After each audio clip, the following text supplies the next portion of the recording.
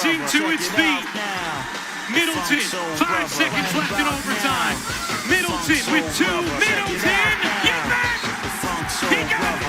With .5 to go. Chris Middleton. Miami, no timeouts remaining. Here's Bulter. Did he get it all? That's it! Game 1 belongs to the Milwaukee Bucks. The Funk Soul Brother, right about now.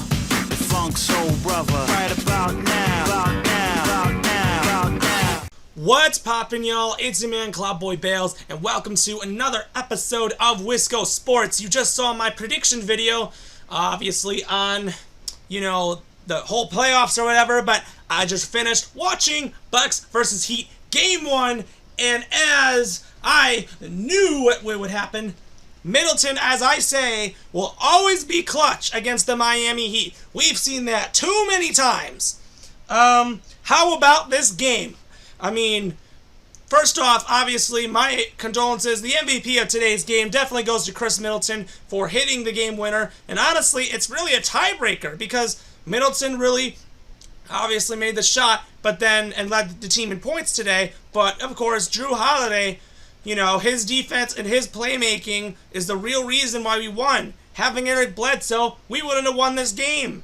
We couldn't make a shot outside at all. If you looked at our stats, we were 5 out of 31 from downtown. That's 16% from 3. Terrible. Absolutely terrible. Yeah, we did shoot 43% from the interior, but obviously that was an issue. Obviously the reason why this game became close is because Miami kept making the shots. They hit 40% from 3. Duncan Robinson, 7 out of 13. That was a huge issue. He had 24 points. But obviously it wasn't enough. Looking at the highest scores, Middleton had 27, 6, and 6. Giannis had 26, 18, and 5. And then Lopez had 18. Holiday had 20. And it was a great game. For the Heat, we held Butler in check. 4 out of 22 from the field. 10 rebounds, 8 assists, near a triple-double and 17 points. Duncan Robinson had 14. Kendrick Nunn with 10. Bam Adebayo was held 4 out of 15 with 9 points. Goran Dragic off the bench, the guy that always kills us every time we play him, had 25 off the bench, going 10 out of 17. Hero had 10 off the bench. And, everyone really trying to make their statements here today, but it was not enough for the Miami Heat as the Bucks were able to get a solid overtime win. So, obviously, this is a short video. This is my reaction. I'm very stoked. This is a great way to start out this series for the Bucks. We got to win 3 more times before we move on, but this is great. We got guys that could really play defense. Of course, these really tight contested games, we've seen the Bucks really play better with. This was really nerve-wracking. Yes, Jimmy Butler did make that shot, and we went to overtime. So here's the only issue. The free throws were a huge problem. If you looked at our stats from the free throw line, we were 62% from the free throw line. That is not good at all.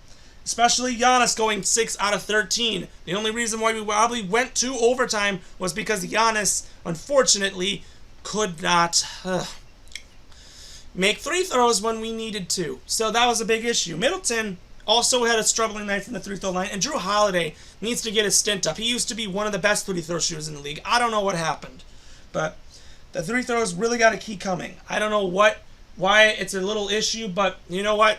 That's an issue. Also, 3-pointers. That's another issue. I don't know what it is, but obviously you can't trust Giannis, which is why Middleton got that final shot, which is why I'm happy about that.